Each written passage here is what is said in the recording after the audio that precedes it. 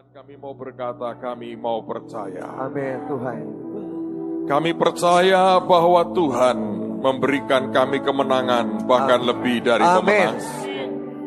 Kami percaya perlindungan Tuhan sempurna. Amin. Kami percaya rencana-Mu tidak akan pernah gagal dalam Amin. hidup kami. Kami percaya rancangan Tuhan selalu yang terbaik Ya, bagi amin. anak-anaknya. Amin. Mampukan kami Tuhan jalan bersama dengan Engkau, jalan sebagaimana yang Tuhan inginkan. Mampukan kami Tuhan untuk semakin hari makin didewasakan oleh Engkau sendiri. Amin Tuhan. Engkau tolong kami mengerti akan kebenaran yang daripadamu, dan Engkau siapkan kami untuk hari-hari mendatang. Kami percaya ada yang besar yang Ya. Tuhan ingin berikan buat kami. Amin Tuhan. Amin. Di dalam nama Tuhan Yesus. Dan semua kita berkata, amin. Saudara, beberapa waktu yang lalu saya melihat sebuah penglihatan yang menarik sekali. Dan di situ saya belajar bahwa apa yang Tuhan inginkan berikan buat kita sebetulnya ajaib. Saya melihat pertumbuhan seorang anak, saudara.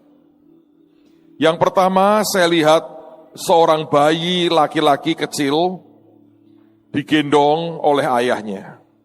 Dan kemudian saya perhatikan bayi itu tiap kali hanya mengecap-ngecapkan mulutnya, tanda dia minta minum. Lalu kemudian diberi susu, diberi makanan lunak oleh sang ayah. Lalu kemudian ketika saya melihat itu, saya melihat bayi itu ketawa-ketawa, senang sekali. Dan Tuhan berkata kepada saya, nak, kamu lihat akan bayi itu kan? Dia nikmati semuanya. Tuhan berkata, dia perlu mikir enggak? Enggak, Tuhan. Dia perlu kerja enggak? Enggak. Dia perlu merenungkan nasibnya tidak? Enggak juga. Dia perlu memikirkan masa depannya enggak, bayi itu? Enggak. Just don't worry, be happy. Ya toh? Kalau lapar, telat kasih makan, nangis. Kalau ngompol, enggak diganti popoknya, nangis. Kalau dia happy, dia ketawa-ketawa lucu. Dan semua orang senang.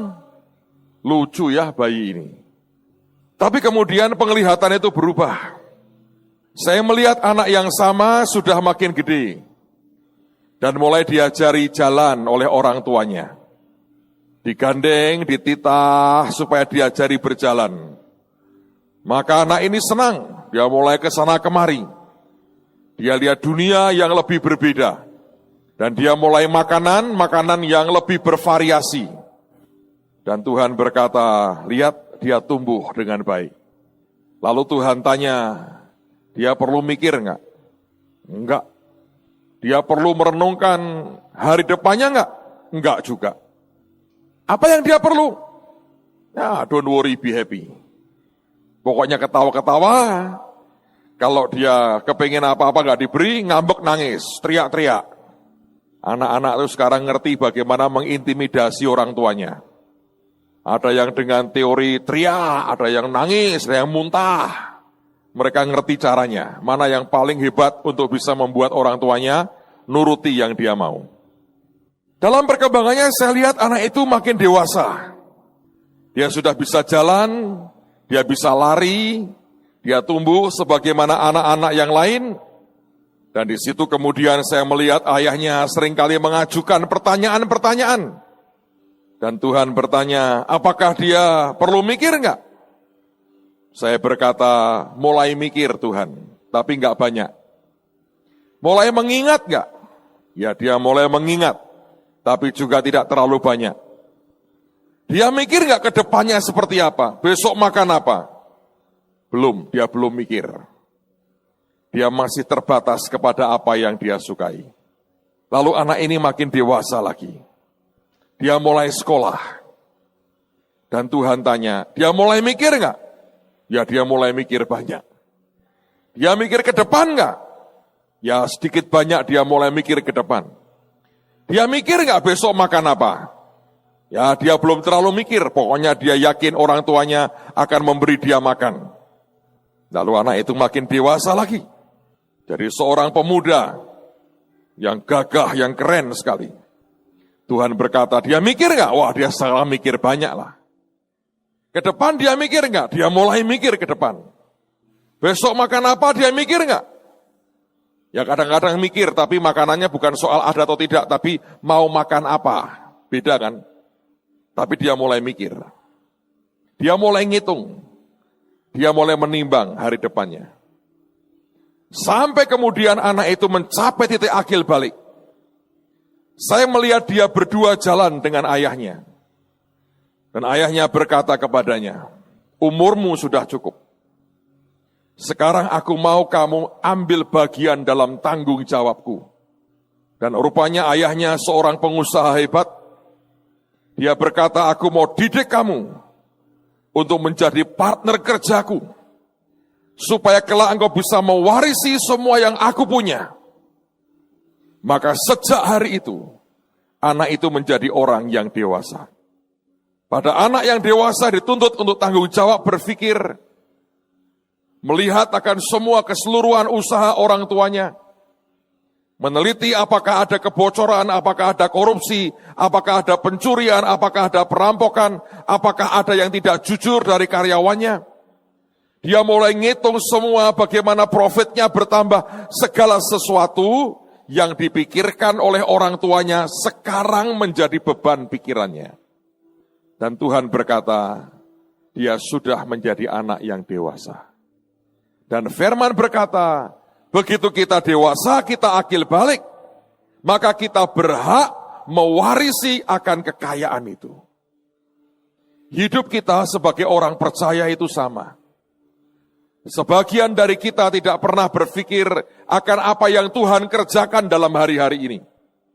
Kita masih asik dengan hidup kita enjoying ourselves. Kita menikmati akan kehidupan kita. Don't worry, be happy. Semua Tuhan sediakan buat kita beres pasti.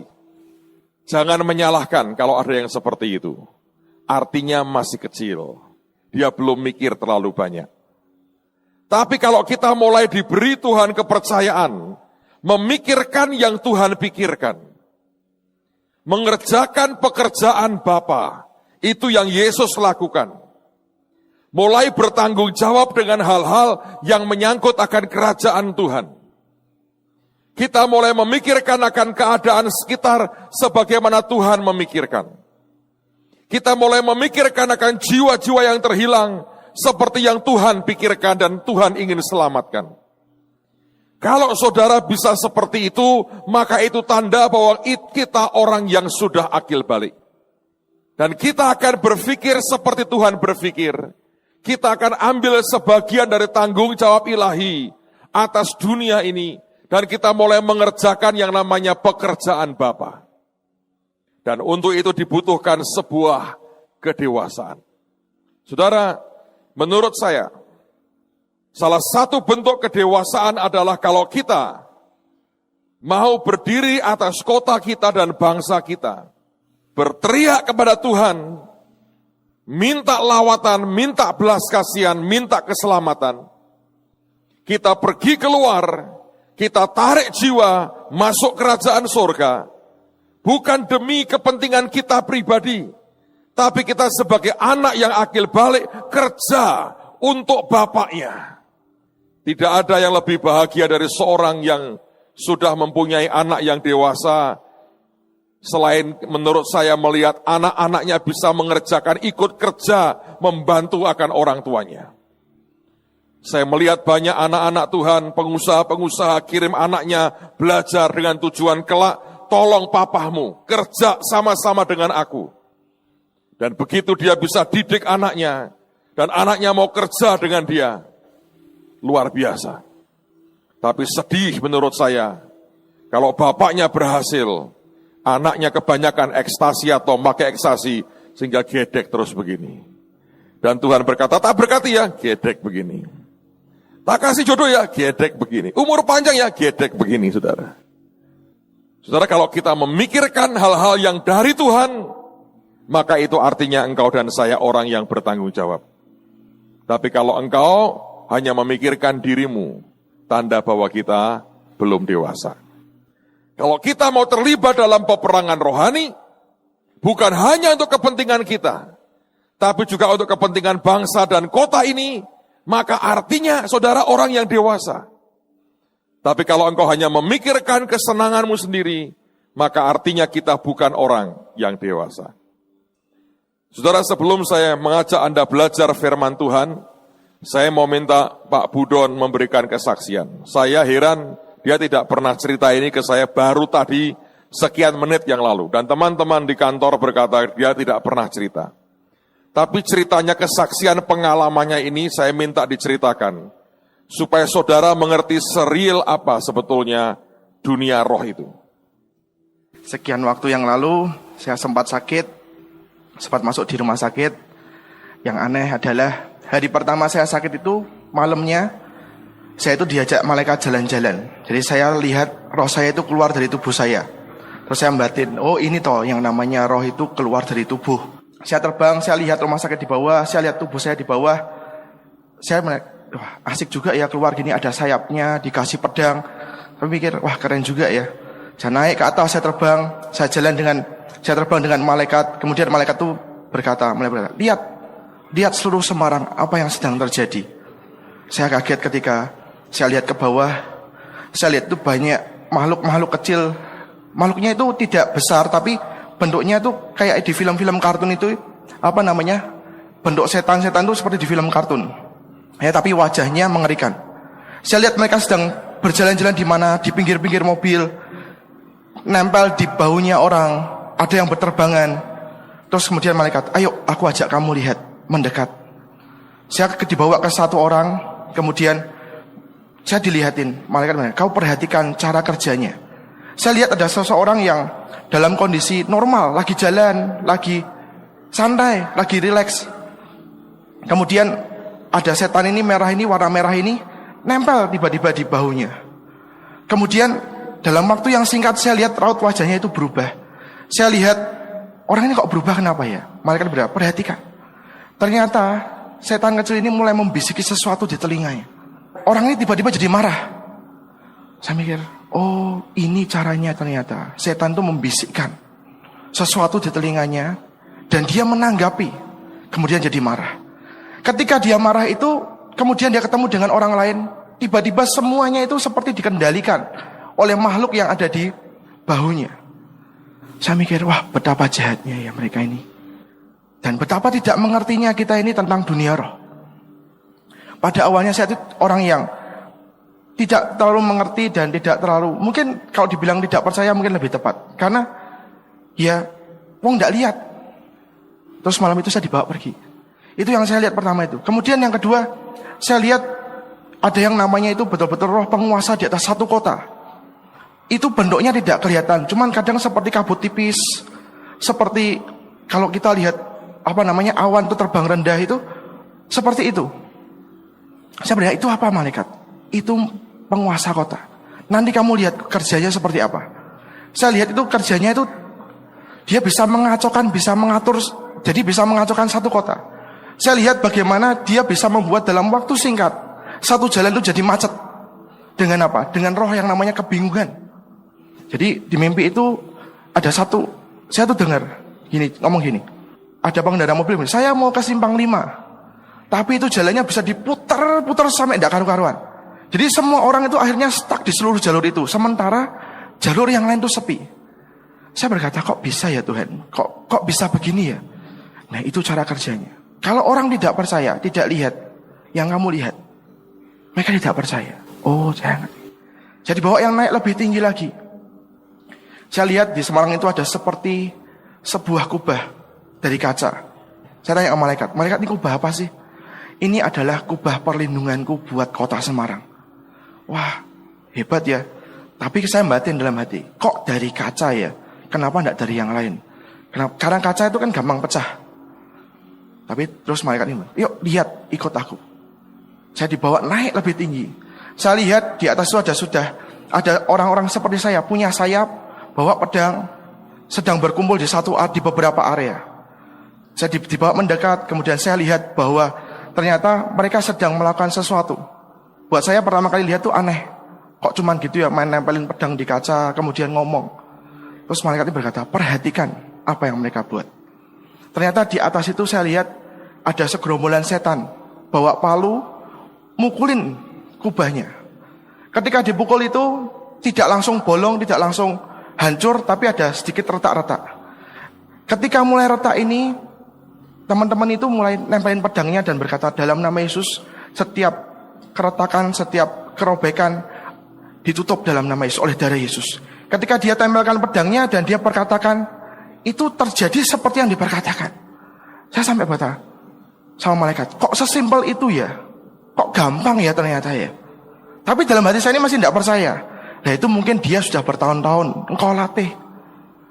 Malaikat ini berkata, kalau kamu coba bisa. Terus malaikatnya ngomong gini, lakukan saja. Perkatakan, lakukan. Ketika saya mulai dibawa ke tempat yang lebih sepi, saya lihat setan itu mulai mukulin. Malaikat yang berkata, ayo sekarang waktunya. Kamu ulurkan pedangmu dan kamu perkatakan. Saya coba, saya mikir tidak ada salahnya ya coba. Kalau gagal toh ya ada malaikat Tuhan, masa dia tidak bertindak. Saya ulurkan pedang saya berkata, dalam nama Yesus, setiap kerobekan, setiap celah yang terjadi ditambal dalam, ditutup dalam nama Yesus. Ketika saya tempelkan pedang saya perkatakan, itu tertutup. Terus dia berkata, coba lagi, beberapa kali. Dan dia berkata, malaikat ini berkata, kamu lihat, sekarang kamu ngitung apa malaikat? Hitung itu. Orang yang menempelkan pedangnya dengan setannya, banyak mana? Saya kaget. Ketika saya lihat, ternyata yang menempelkan pedang dan yang setannya itu jumlahnya 1:3. Jadi orang-orang ini terbang dari satu sisi ke sisi yang lain, berterbangan. Mereka bekerja sangat keras. Terus saya tanya sama malaikat, kenapa kok bisa begini? Karena tidak ada orang yang mau berdoa buat kota ini. Jarang ada yang mau berdoa buat kota ini. Terus saya tanya, bagaimana cara berdoa? Seperti tadi yang aku ajarkan. Simple. Nanti ada waktunya ketika engkau digerakkan oleh Roh Tuhan dalam hatimu. Dia sedang berkata, berdoa buat Semarang. Walaupun 5 menit. Itu artinya besar. Itu artinya luar biasa. Itu artinya engkau sedang menutup sebuah kebocoran. Kau sedang menutup sebuah lubang yang tidak pernah engkau tahu di mana tempatnya. Tapi ketika engkau lakukan dengan iman, dengan percaya, itu akan terjadi. Demikian yang terjadi. Kemudian saya dibawa balik lagi, saya dikembalikan. Saya percaya mimpi saya ini mungkin orang bisa berkata iya atau tidak. Tapi saya ini mengalami banyak hal. Saya mengalami Tuhan. Saya begitu real. Sampai begitu saya kembali lagi ke rumah sakit, saya langsung bangun. Saya lihat itu masih jam 4 pagi. Jadi saya terbang di atas Semarang itu kira-kira 2 jam. Saya diajak keliling. Dan saya sejak hari itu, saya percaya bahwa peperangan rohani itu nyata. Bahwa alam roh itu real.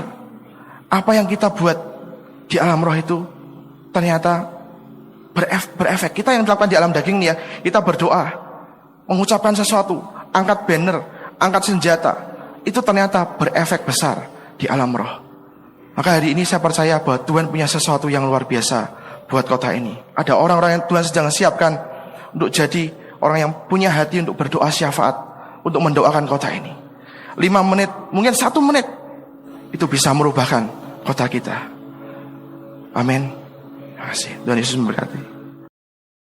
Berdoa buat kota, berdoa buat bangsa, berdoa buat rumah tangga, buat keluarga kita masing-masing.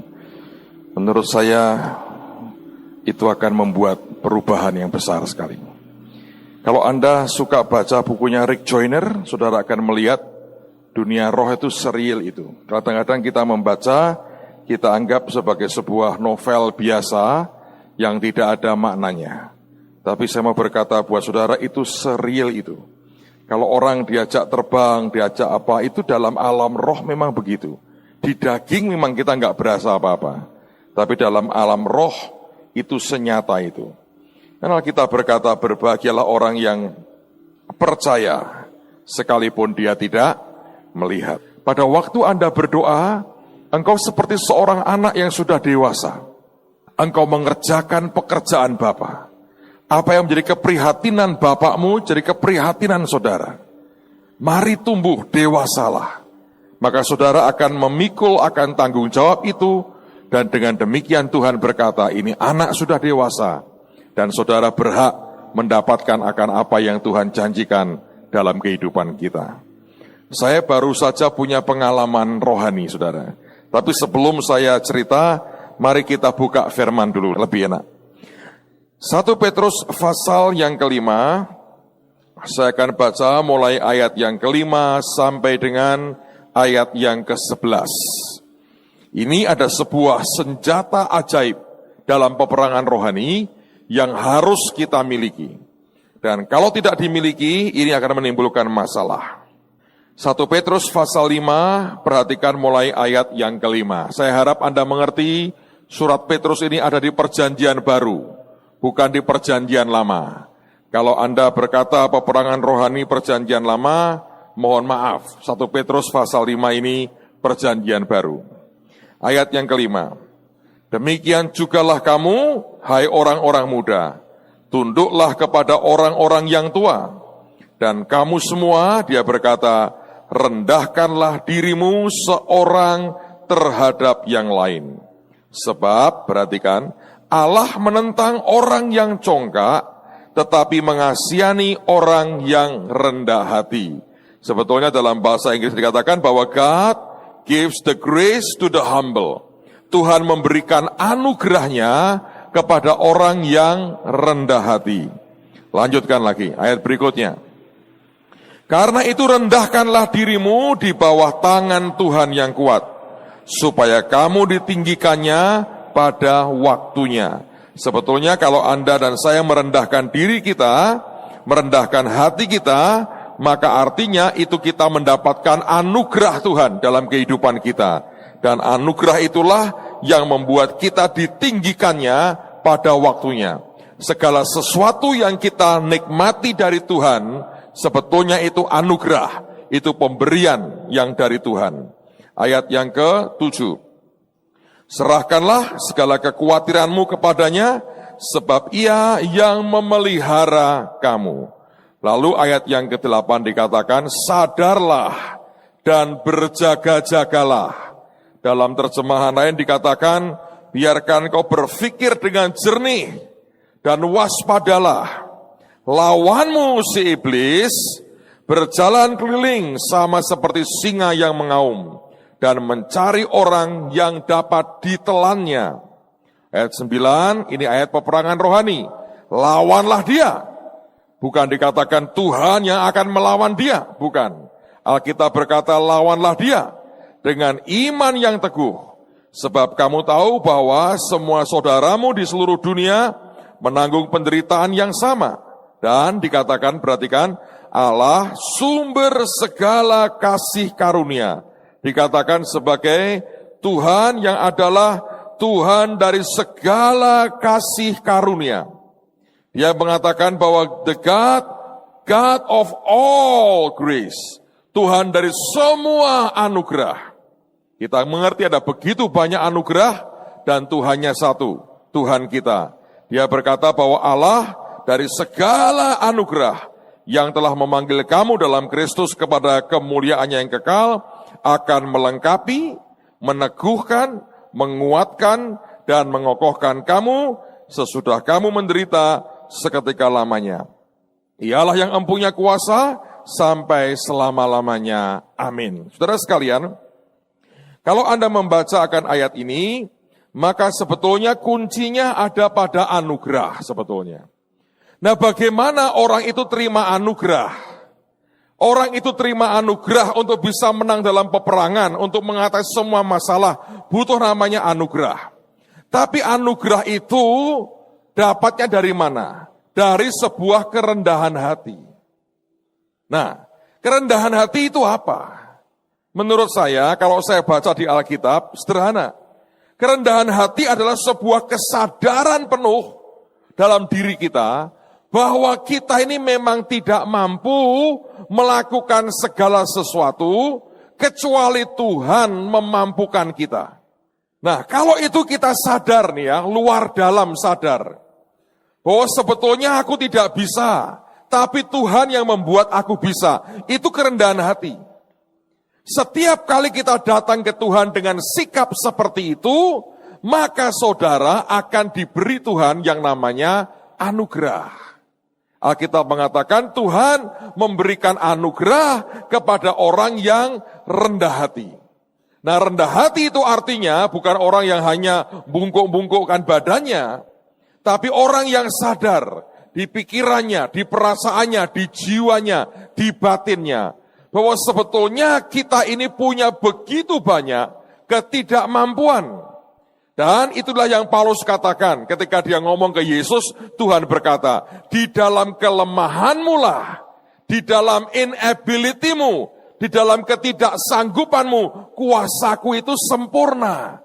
Kenapa sempurna? Karena anugerahnya. Nah, ini yang kemudian banyak orang salah mengerti. Lalu kita berkata, Pak, kalau semua anugerah, kita nggak usah ngapa-ngapain. Semua kan anugerah, ya itu boleh benar. Kalau Anda seorang bayi, ya toh?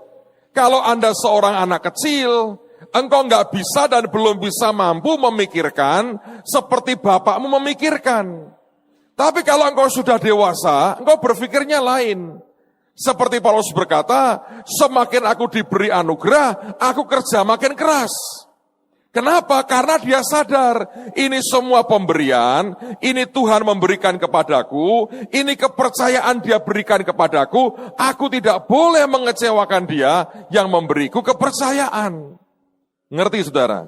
Nah, anugerah itu sebetulnya adalah apapun yang Tuhan kerjakan demi kita dan untuk kita, dan dia berikan dalam kuasanya yang sempurna, dia total berikan dalam kehidupan kita. Nah, itu anugerah. Dan sebetulnya semua kita harus hidup di dalam anugerah seperti itu. Karena kalau kita pakai kekuatan kita sendiri, bukan karena anugerah, kita tidak hidup di dalam anugerah. Kita kembali kepada Taurat. Nah, tapi kalau kita hidup dalam anugerah, tidak berarti kita pemalas. Karena Paulus mengatakan, saya ulang lagi, semakin besar anugerah yang dia berikan kepada saya, aku kerja makin keras lagi. Ini seperti beginilah saudara. Anda kalau punya sawah ya, Anda punya cangkul. Dalam satu hari mungkin Anda mencangkul katakanlah 1000 meter. Ya, tiba-tiba ada orang memberi Anda traktor. Ya jangan kerja 1000 meter. Karena kerja 1000 meter mungkin Anda hanya butuh waktu sejam, selesai. Terus yang sekian jam Anda ongkang-ongkang berkata, selesai 1000 meter. Traktor itu anugerah.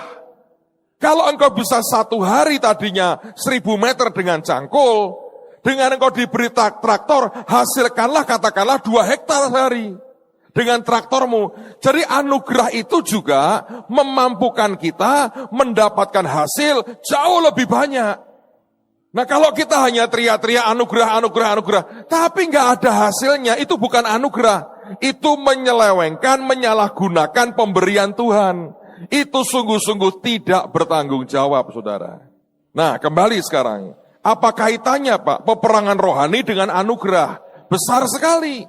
Karena kalau tanpa anugerah kita nggak mungkin menang. Iblis itu sudah hidup ribuan tahun, puluhan ribu tahun mungkin. Nah kita baru berapa tahun, bagaimana mungkin kita bisa menang? Mata kita nggak bisa lihat dia bisa lihat kita. Bagaimana kita bisa menang? Hanya anugerahnya yang memungkinkan. Tapi anugerah itu hanya turun kepada orang yang rendah hati. Nah satu hari Pak Yusak pernah mengalami ini, Pak Yusak loh saudara. Pada waktu itu di rumah dia itu ada setan. Nah Ibu Nani lagi berdoa dilihatin setan gede, dia teriak-teriak. Zaman mereka masih muda-muda itu. Lalu ngomong ke kakaknya, ada setan. Tidak ngomong ke Tuhan, tidak apa, mana. Dia datang dengan gagah perkasa, mana setannya, mana. Dipukul, geblak loh saudara. Nah orang berkata, ya nggak mungkin toh Pak, anak Tuhan kok dipukul geblak. Sebab ketika dia berkata mana, yang keluar apa? Dagingnya. Ngerti saudara? Yang keluar kesombongannya.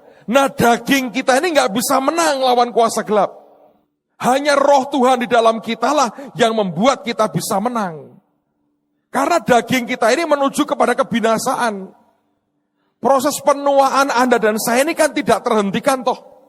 Walaupun mungkin ada ramuan atau dan sebagainya yang bisa menahan, tapi proses penuaannya itu alamiah menuju kepada kehancuran. Nah, daging yang menuju kepada kehancuran ini nggak mungkin berhadapan dengan yang supranatural. Sebaliknya kalau kita merendah, kita berkata, Tuhan ini ada apa sebetulnya? Karena ketika beliau tanya, Tuhan kenapa gue dipukul? Sombong kamu. Begitu kamu sombong, kita keluar dari proteksinya. Daging kita yang main. Nah, semua kedagingan itu akan dengan gampang dihancurkan. Ingat ya, ketika Petrus mengatakan, engkau tidak akan ditangkap, sekali-kali tidak akan terjadi. Tuhan ngomong apa? Enyahlah iblis. Karena engkau tidak memikirkan yang dipikirkan Allah, tapi memikirkan yang dipikirkan manusia. Semua yang dipikirkan manusia menjadi santapannya setan. Ingat ketika peristiwa kejatuhan Adam dan Hawa, Tuhan ngomong kepada ular, makananmu adalah debu tanah. Siapa itu? Manusia. Dagingnya. Kedagingan kita adalah makanan setan. Makanya saya berkata, rahasia kemenangan kita bukan kepada pengalaman dalam peperangan rohani.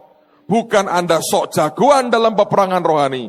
Justru dalam kerendahan hatimu di hadapan Tuhan. Engkau merendahkan diri di bawah tangan Tuhan yang kuat. Disitulah rahasianya. Kemenangan diberikan karena anugerahnya turun. Jadi bagaimana Pak bentuknya? Sederhana, kita sudah mendengar berkali-kali. Kenapa kita diajari semua tanya Roh Kudus? Itu karena sikap kerendahan hati kita. Yang berkata, Tuhan, tanpa engkau aku gak bisa apa-apa. Dan segala sesuatunya aku minta engkau yang atur, engkau yang kendalikan. Karena kalau Tuhan yang perintahkan, maka yang bertanggung jawab Tuhan, saudara. Tidak ada tuntutan iblis yang akan jatuh kepada kita. Karena semuanya merupakan perintah Tuhan. Nah, kalau itu perintah Tuhan, maka Tuhan yang tanggung jawab. Nah, itulah sebuah proteksi yang sempurna dan luar biasa. Nah, saya baru mengalami sebuah pengalaman. Sebetulnya yang dia ngalami ini bukan saya, tapi anak saya yang laki. Dia hari-hari ini menuai. Waktu Imlek, dapat angpau dari maminya. Terus dia doa, Tuhan berkata, persembahkan semuanya untukku. Lumayan ya, mulai ngerti memberi. Terus dia kasihkan semua angpaunya dari maminya. Terus dia bangga cerita sama saya, Pi, aku menuai luar biasa. Tapi dia menuai sambil nagih sebetulnya. Om, Tanto, gini, langsung gini tangannya. Gini. Terus nagih. Dia nagih ke banyak orang. Pulang ini saya capek sekali, saya tuh ngantuk sekali saudara. Padahal belum terlalu malam lah. Mungkin badan sudah teriak minta istirahat lah. Saya sampai di rumah, entah apa yang terjadi saudara. Itu uang angpaunya, malam-malam itu dihitung sama yang punya. Tiba-tiba dia sadar, hilang kira-kira separuh. Haleluya. Mulai saudara, bongkar sana, kok bisa? Amplopnya itu beberapa kosong. Dan keadaannya sudah morat-marit, mau nuduh siapa. Memang di rumah lagi ada beberapa pembantu baru saudara. Jadi siapa yang ngambil? Saya sudah nggak kuat, mata saya itu sudah berat sekali. Masuk kamar sudah dingin, AC-nya enak, inilah tinggal tiarap, hilang tuh. Sudah capek banget kan saudara. Jadi saya dengar itu, otak saya masih bisa mikir, mata dan badan sudah tidak bisa. Karena terlalu capek. Lalu kemudian saya sambil mau doa nih, kurang kesadaran tinggal 2-3 menit ini saudara. Sebelum terlelap dan masuk dalam dimensi lain, dimensi bantal guling. Saya bilang, Tuhan, ini duit hilang. Tuhannya diam saja. Ya wes, tapi menang tak tinggal turun. Itu kan, wah saya masih dengar dia masih wah. Wah bola itu hampir perang dunia kelima. Dalam hati, bola wong Tuhan diam saja dan saya ngantuk sekali saudara. Belas saya tidur. Terus kemudian pagi saya bangun, dia rupanya gelisah, semalam nggak tidur. Saya bilang, itu tanda ya, gue masih moto duitan, saya bilang. Duit hilang gelisah. Mungkin banyak temannya di sini tuh. Kalau duitmu hilang, wak, bingung saudara. Terus saya bilang begini, piye kok bisa hilang? Nggak tahu, pi. Ini di sini nggak ada. Yakin, cari nggak ada. Lalu kemudian sampai itu saudara dengan cara tertentu itu dipikir siapa yang ngambil. Jadi tempat pembantu dibongkar semua, nggak ada duitnya. Terus pagi itu saya lagi baca Alkitab, tiba-tiba Tuhan ngomong sama saya begini. Duitnya itu masih di rumah ini loh. Belum kemana-mana. Oh ya? Terus aku suruh ngapain Tuhan? Aku suruh nyari, aku suruh apa? Saya kalau tanya begitu, tanda bahwa saya tidak tahu harus bagaimana. Ya toh? Ini kan Tuhan yang ngomong nih. Duitnya masih ada di rumahmu. Masih belum kemana-mana. Lah aku bilang, aku suruh ngapain Tuhan? Ikat rohnya. Perintahkan. Tanpa kamu tidak usah ngerti lah. Perintahkan orang yang ngambil, kembalikan. Oh gitu ya? Ayo wis toh. Saya bilang dalam nama Yesus, siapapun yang mencuri aku ikatkan. Setan yang maling ikat kuasamu. Saya bilang kembalikan duitnya sekarang. Dalam nama Tuhan Yesus. Amin. Terus ngapain Pak? Lanjutkan baca Alkitab. Baca Alkitab. Tiba-tiba ada satu pembantu masuk. Ngomong ketemu sama anak saya. Di mana toh hilangnya? Taruh di sini Mbak. Itu Pak tak cari. Dia cabut tarik itu tumpuan pakaian. Ditarik. Saya enggak menganalisa lebih jauh. Tidak ada di sini analisanya. Pokoknya dia tarik. Itu uang berhamburan saudara. Balik. Analisanya nanti tidak usah dipikir masing-masing. Pokoknya yang jelas itu duit balik saudara. Saya sampai senyum, saya bilang, Yesus tuh ampuh tenan. Tapi saya itu dari mana? Oh karena kita bertindak Pak, harus begini tangkingi. Ya gak mikir tuh saya. Baru ketika Tuhan ngomong, saya mudeng. Oh harus dibeginikan. Apakah selalu akan harus begitu caranya? Belum tentu. Dalam kasus tadi pagi itu real sekali. Hanya dalam hitungan 10/4 jam kira-kira. Balik. Bukan karena metodenya. Ini jangan salah loh saudara. Bukan karena metodenya. Oh harus begini, harus begini, harus begini. Itu kembali ke Taurat.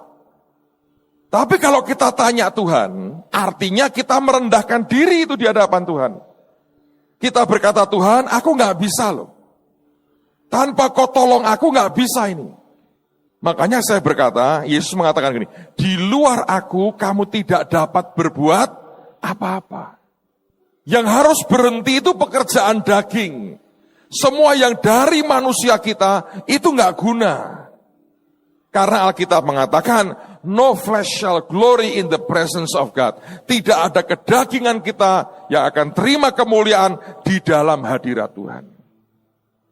Yang saya mau ajak Anda belajar adalah satu faktor ini. Mari kenakan yang namanya kerendahan hati. Alkitab mengatakan, clothe yourself with humility. Pakailah, kenakanlah kerendahan hati. Pakailah jubah kerendahan hati. Bagaimana itu bentuknya? Bukan cuma Anda berkata, saya pakai kerendahan hati. Tapi engkau merendah, engkau sadar tiap kali. Aku gak bisa Tuhan. Tapi engkau bisa. Ini di luar kesanggupanku Tuhan. Di luar kemampuan manusiaku.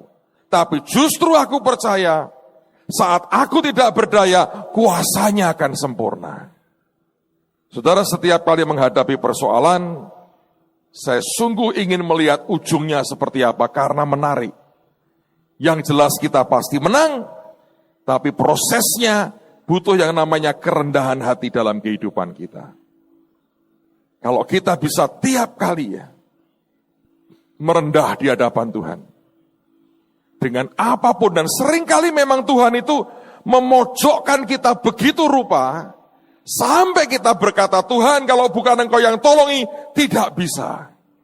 Saya ngalami waktu saya khotbah di Nashville, di tempat Morris Cerullo, malam sebelumnya, sebelum besok khotbah, tidak tahu mesti khotbah apa. Bingung saya mau ngomong apa Tuhan? Sebelum saya ada Kenneth Copeland, ada siapa orang-orang gede. Saya bilang, gua mau ngotbahin mereka apa? Sampai saya tidur, baru jam 4 pagi Tuhan bangunkan. Baru Tuhan ngomong, nanti kamu ngomong pakai ayat ini. 1 ayat tok. Saya bilang, Tuhan aku ngomong di bagian apa? Pokoknya ngomongnya begini. Dan disitulah selama sekian jam kemudian menantikan waktu session saya. Tiap kali saya cuma ngomong sama Tuhan, Tuhan aku ini gak bisa loh. Jadi kalau bukan Engkau yang tolongin, gak ada pengurapan, gak ada pewahyuan, ambiar semua ini. Sudah ngomong mesti pakai bahasa Inggris. Kalau ngomong bahasa Jawa enak saudara. Gak mikir. Ini mau ngomong mesti mikir.